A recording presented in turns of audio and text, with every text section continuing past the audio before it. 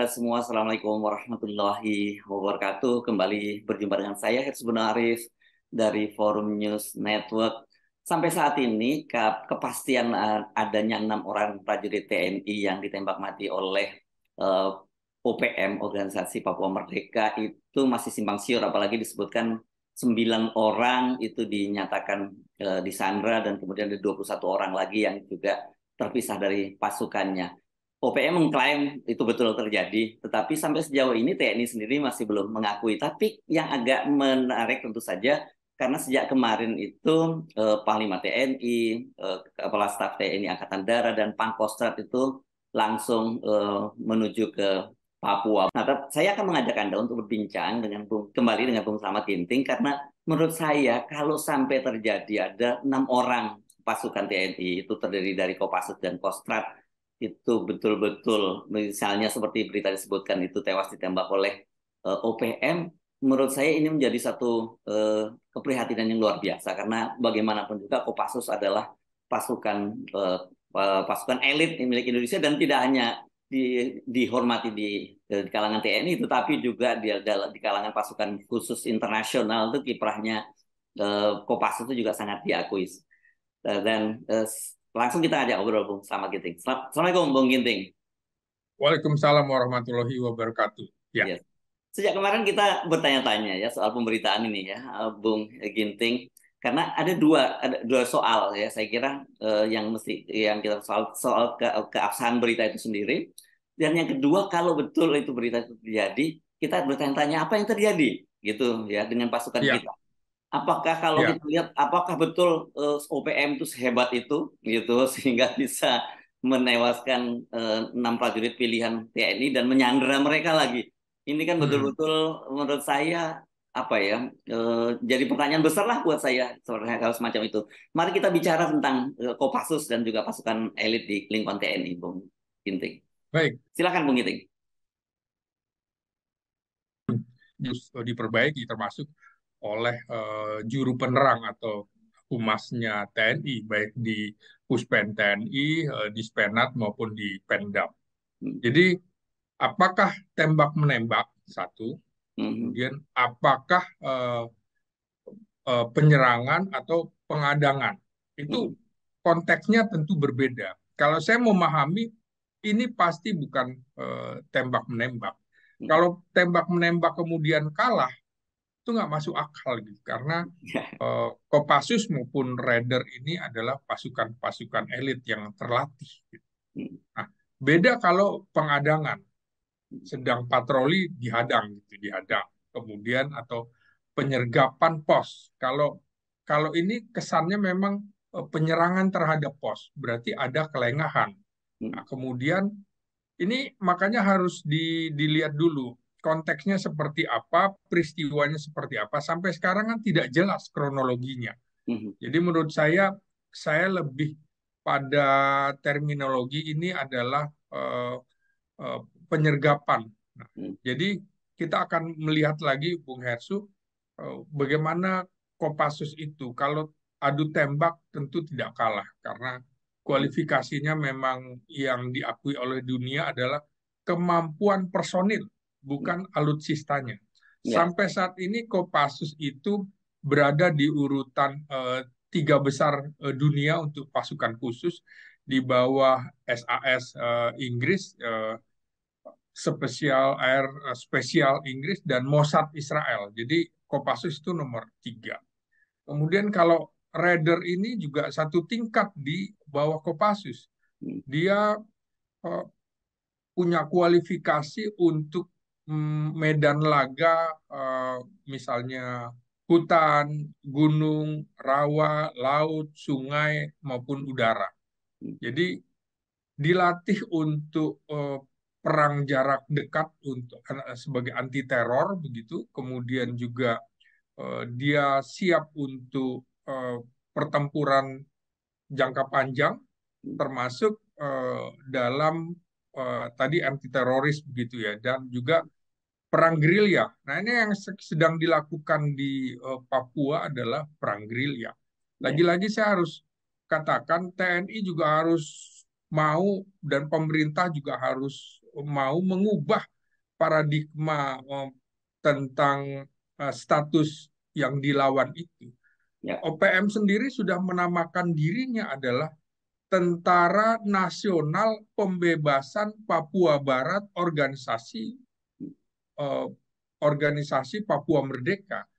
Jelas ada kata tentara, maka harus dihadapi secara militer, bukan secara kepolisian. Ini yang kita salah dari awal di era reformasi terutama dengan menggunakan kata kriminal bersenjata, kemudian sekarang adalah eh, separatis teroris, maka yang digunakan, yang dimajukan adalah kepolisian menghadapi mereka dengan KUHP pidana. Padahal ini jelas pemberontakan bersenjata menyerang satuan militer itu jelas bahwa mereka adalah militer. Apalagi kemudian ini kan Egyanus Kogoya posisinya sebagai Brigadir Jenderal Panglima Komando Daerah Pertahanan 3 OPM.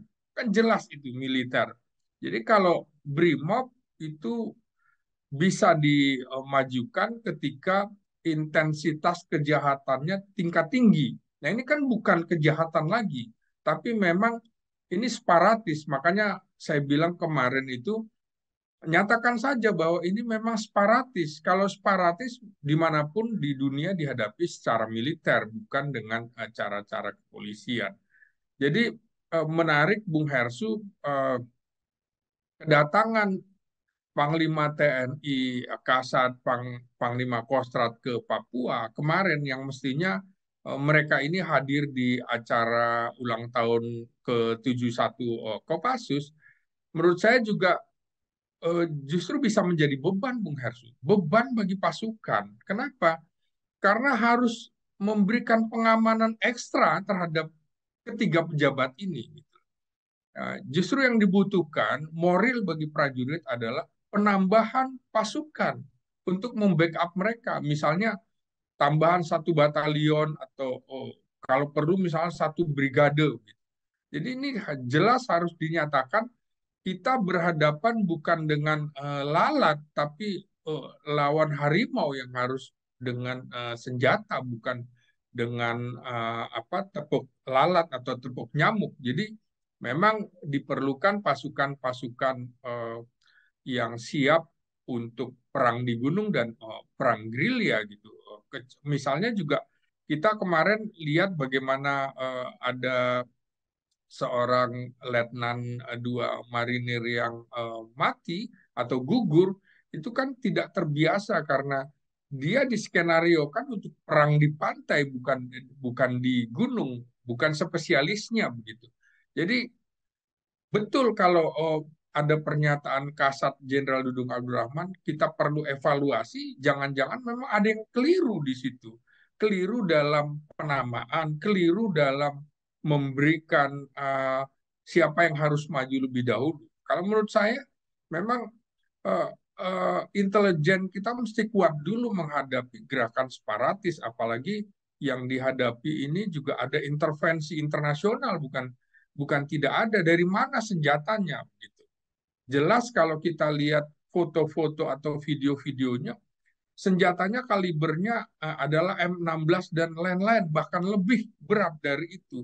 Dengan senjata berat, Bung Hersu, kalau kita lihat film-film uh, di Amerika misalnya, jelas pertama dihadapi oleh polisi biasa, kemudian oleh polisi khusus. Begitu ada menggunakan tank dan segala macam, oh ini sudah diambil alih oleh militer. Mestinya seperti itu. Nah, kita tidak. Sampai sekarang masih harus ada permintaan dan keputusan politik kapan TNI turun. Kita ingat Bung Hersu ketika Inggris menghadapi pemberontak Malvinas, itu itu juga langsung dipimpin oleh Perdana Menteri Margaret Thatcher. Makanya kemudian dianggap sebagai wanita besi, bukan dipimpin oleh Panglima Militer Inggris, tapi langsung oleh Perdana Menteri, dan itu mendapatkan persetujuan dari DPR-nya.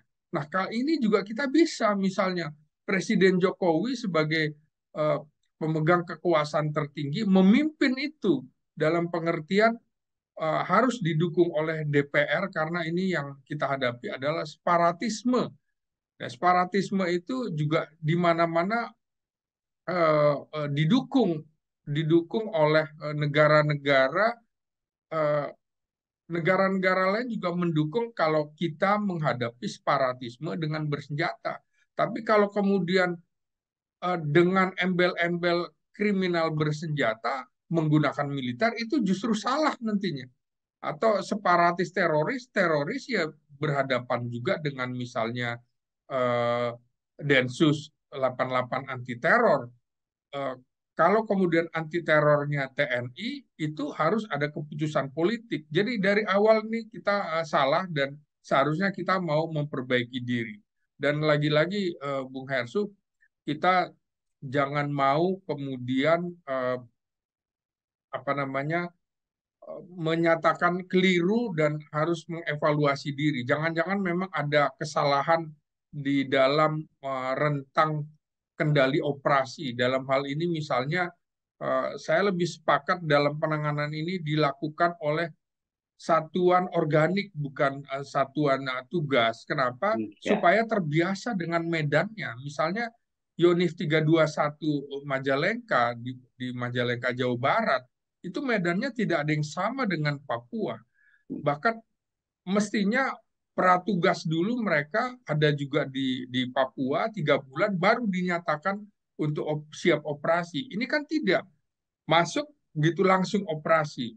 Nah, beda kalau kemudian dia sudah cukup lama, misalnya 3 bulan, seperti pelatihan raider 3 bulan, itu saya kira cukup gitu untuk Hmm. kemudian langsung masuk ke medan laga. Ini yang kita kurang mengenal medan tugas dari wilayah topografi dan geografi Papua, maka Ya. harus dipersiapkan itu. Tidak cukup kemudian para raider atau raider masuk untuk menumpas beserta Kopassus. Dan Ya. ini menjadi catatan juga Bung Hersu bahwa apabila apabila TNI terlambat menginformasikan, maka kemudian akan ada informasi liar mengenai hal ini. Ya. Jangan lupa kemudian ini juga ini adalah kelemahan penerangan TNI yang harusnya tidak terjadi. Di awal Tentara Pembebasan Nasional Papua Barat (OPM) ini sudah membuat press release Ya. Ya. dengan bahasa asing, bahasa Inggris dan segala macam. Kita tidak.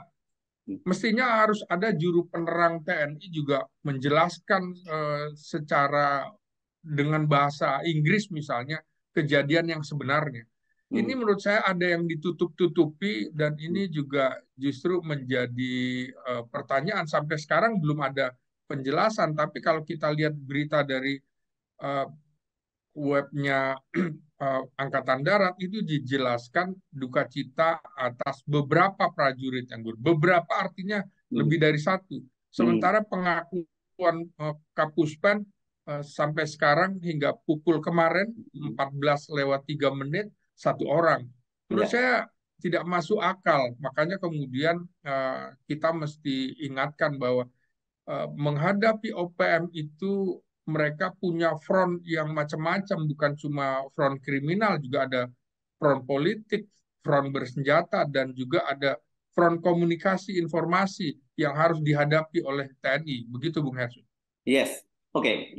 Mari kita fokus ya pada kasus-kasus semacam ini dan kualifikasi dari pasukan kita. Kan Anda tentu juga masih ingat karena Anda hadir di sana juga waktu operasi pembebasan yang serupa Sandra. Pada waktu jumlahnya malah lebih banyak, yakni operasi Ya, Mapenduma, ya, ya. Bung Ginting. Mungkin Anda bisa review kembali gitu dan di mana bagaimana pelaksanaannya pada waktu itu dan kemudian mengapa itu berhasil. Dan kalau sekarang ini kan hanya satu orang yang disandra begitu ya. Relatif Ya. artinya kan sebenarnya operasinya jauh lebih dalam tanda petik lebih sederhana ya kalkulasinya dibandingkan dengan jumlah yang pada waktu itu operasi Mapenduma. Ya, ya betul Bung Hersu, agak berbeda kalau waktu itu kan jumlahnya sekitar 9 dan dari beberapa warga negara gitu ya. Ya.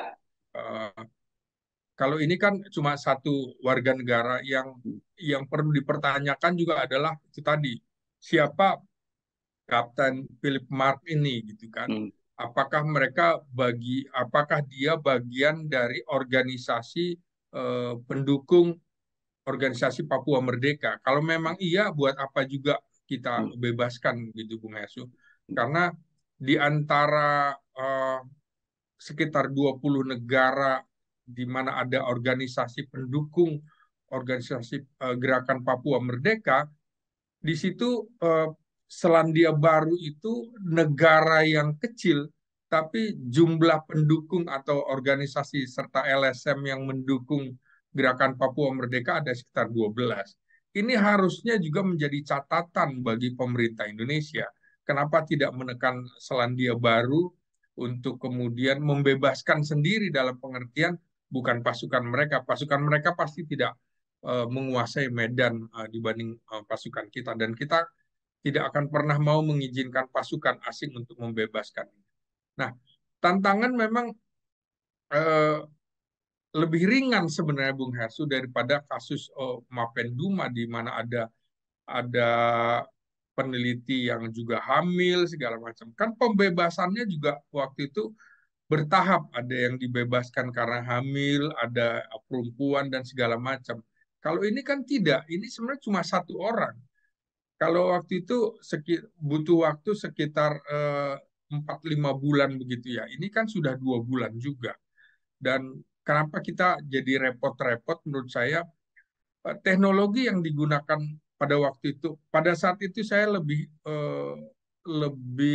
melihat kemampuan personil Kopassus yang bukan cuma Kopassus tapi juga dari Kodam Cendrawasih yang punya ketahanan fisik luar biasa, karena memang di hutan tidak ada makanan, tidak ada logistik Bung Hersu waktu itu. Nah, sama seperti ini sebenarnya tidak lebih buruk daripada peristiwa Mapenduma tahun 95-96 itu. Nah, kita bisa melihat bahwa kemampuan personil Kopassus yang kemudian menjadi ranking 3 pasukan elit pasukan khusus di dunia itu, antara lain penilaian terhadap keberhasilan membebaskan sandera di Mapenduma.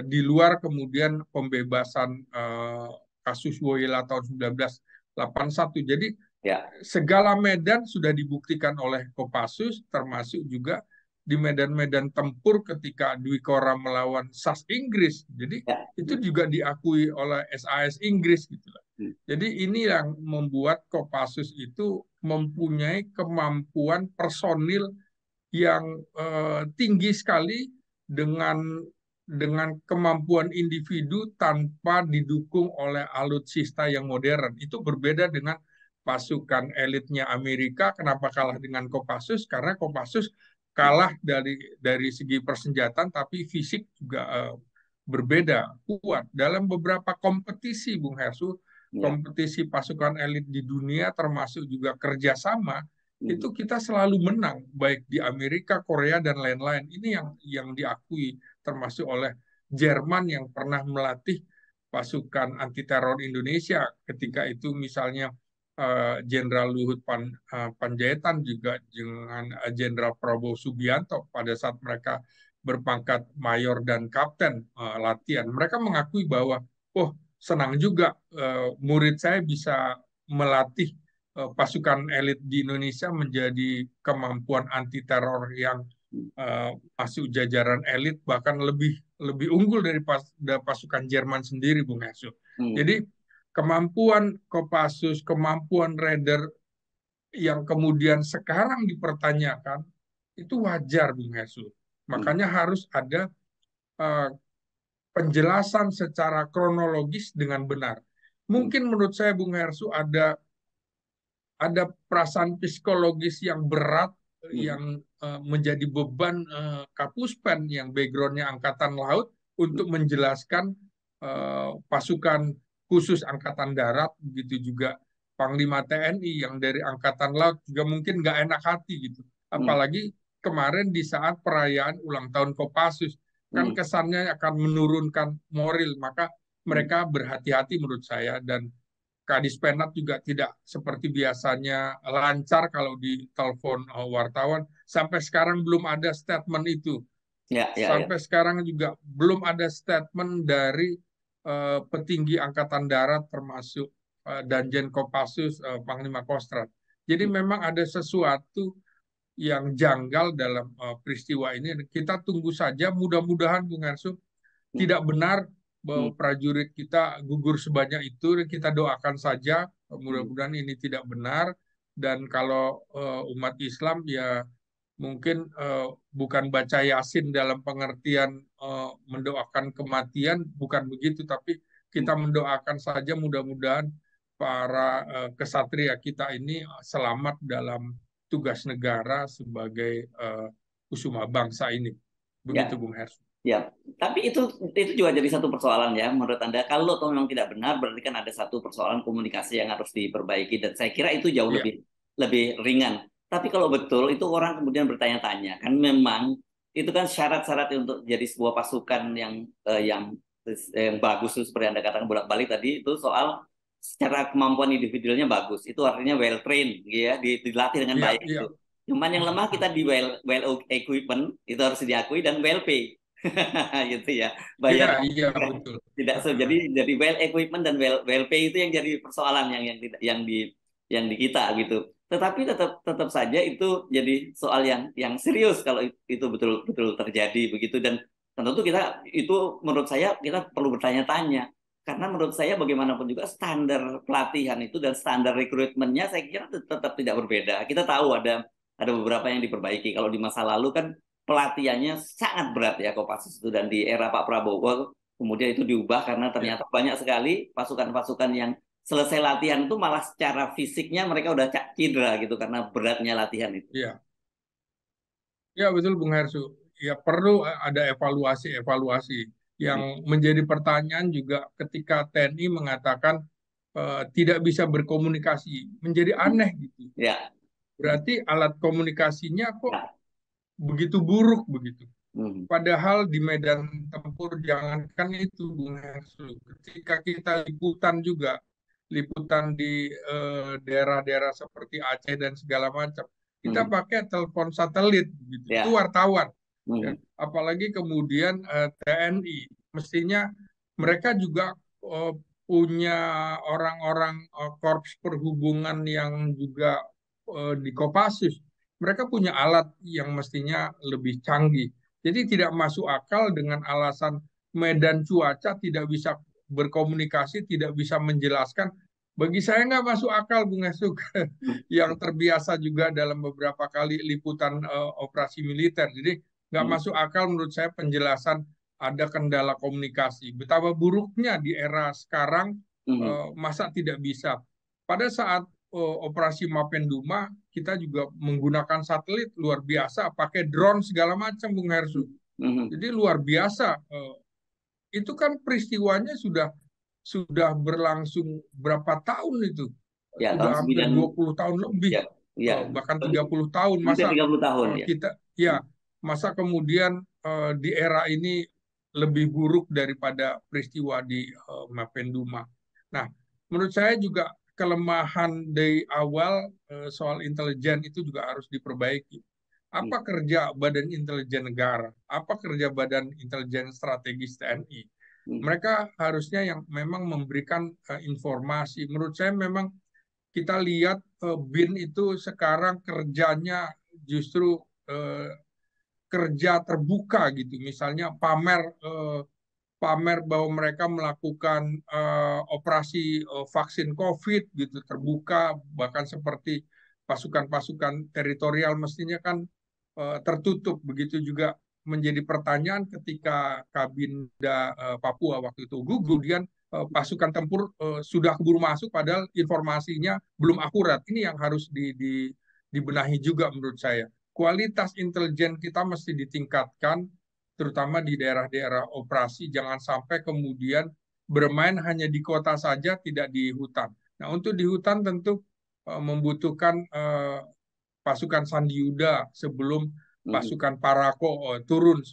Bukan langsung pasukan para komando turun sebelum ada informasi dari pasukan Sandi Yuda untuk penggalangan seperti tugas intelijen kan memang penyelidikan, pengamanan dan penggalangan. Nah, ini kan belum bisa mengamankan mana yang pro kepada Merah Putih dengan pro kepada Bintang Kejora. Ini harusnya dibedah dulu, dipisahkan. Setelah dipisahkan, baru kemudian dipukullah pasukan Tentara Nasional Pembebasan Papua Merdeka. Jadi menurut saya mereka sudah menyatakan bahwa Tentara Nasional Pembebasan Papua. Maka kemudian sudahlah kita hapus saja istilah KKB segala macam, KST atau apalah segala macam. Sudah ini kita berhadapan dengan tentara separatis, maka bukan menggunakan KUHP pidana, tapi memang ini sudah to be membunuh atau dibunuh menurut saya begitu, Bung Gerso. Ya, oke, jadi nah itu juga yang tentu saja satu yang kalau betul itu terjadi sekali lagi ya, kita tidak berharap itu betul terjadi. Satu adalah kita mempertanyakan dong kalau begitu soal kualitas dari pasukan kita kalau memang itu sepakat Ya, gitu. Dan kedua kalau soal persenjataan itu equipment-nya itu saya kira sudah menjadi problem kita bersama. Tetapi selama ini selalu bisa diatasi mereka dengan kemampuan mereka tempur mereka yang luar biasa itu. ya, Dan ya. kedua saya kira kita juga jadi bertanya-tanya apakah sekarang ini OPM itu memang sudah terlatih dengan sangat bagus sehingga dia buktinya kok banyak sekali korban dari TNI kan gitu tidak bisa mendina itu. Kalau kita teringat pada kasusnya misalkan kita membandingkan dengan Aceh, kita tahu dulu banyak sekali para pejuang Aceh Merdeka itu yang dilatih dalam camp-camp pelatihan di Libya misalnya Iya, ya, iya yang disebut betul. ex Libya. Nah, kita belum pernah mendengar soal ini. Apakah ada juga para kombatan dari OPM ini juga yang dilatih oleh oleh kesatuan dari asing gitu, Bung Ginting? Ya, sampai sejauh ini belum ada, Bung Hesu. Tapi yang Ya, jelas persenjataannya cukup modern. Beberapa kali kan ada ditangkap pilot gitu ya. ya. Hmm, Pilot yang membawa persenjataan. hmm. Jadi memang membeli senjata dari Luar. tempat lain, Hmm, pilotnya adalah pendukung OPM. Ya dari hmm, situlah hmm, persenjataan-persenjataan. hmm, Makanya juga kemudian jalan-jalan tikus perbatasan di Papua New Guinea juga harus dijaga ketat. hmm, Jangan sampai mereka menyelundupkan senjata-senjata dan lain-lain. hmm, Siapapun kemudian orang asing yang masuk Papua juga perlu kita memiliki kecurigaan tinggi. Jangan-jangan mereka adalah bagian dari eh, pendukung yang akan memasok segala macam. hmm, Ini memang eh, perang menghadapi sejumlah front, karena kalau ingin merdeka tentu mereka bukan hanya front bersenjata tapi juga front politik, front diplomasi segala macam.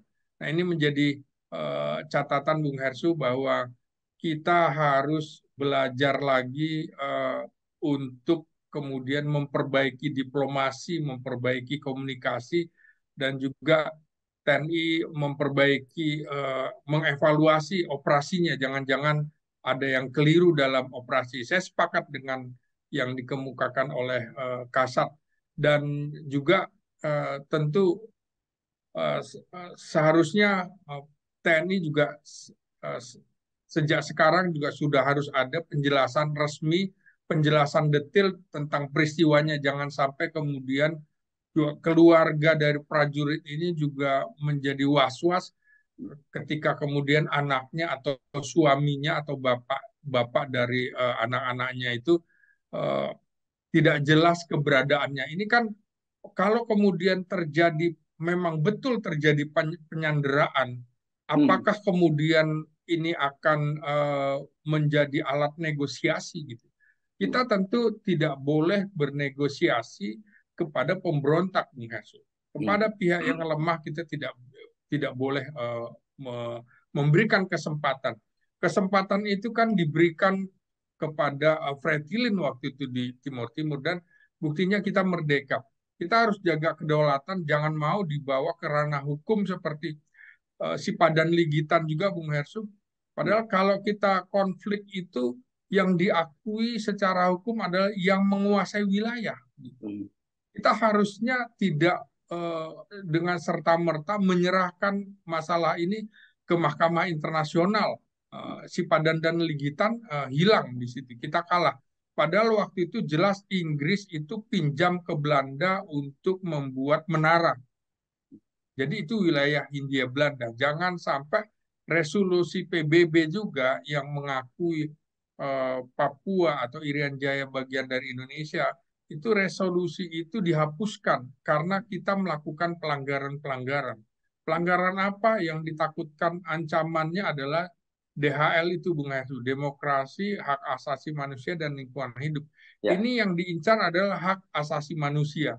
Hmm. Nah, makanya kemudian kita gamang ketika memajukan kepolisian dengan istilah-istilah KKB dan lain-lain. Padahal kalau kita tegas bahwa kita berhadapan dengan separatis, kita tidak akan dicap melanggar hak asasi manusia, seperti juga ketika Inggris menyerbu Malvinas atau Falkland yang mau merdeka atau mau bergabung dengan Argentina. Itu sama sekali tidak ada tudingan Inggris melakukan pelanggaran hak asasi manusia. Jadi menurut saya kita harus segera melakukan serbuan, bukan cuma dalam kata-kata, tapi memang ini ancaman separatis yang harus dihadapi secara tegas dengan kekuatan bersenjata, karena yang dihadapi kita adalah kekuatan bersenjata juga. Begitu, Bung Hersu. Oke, baik. Terima kasih, Bung Ginting.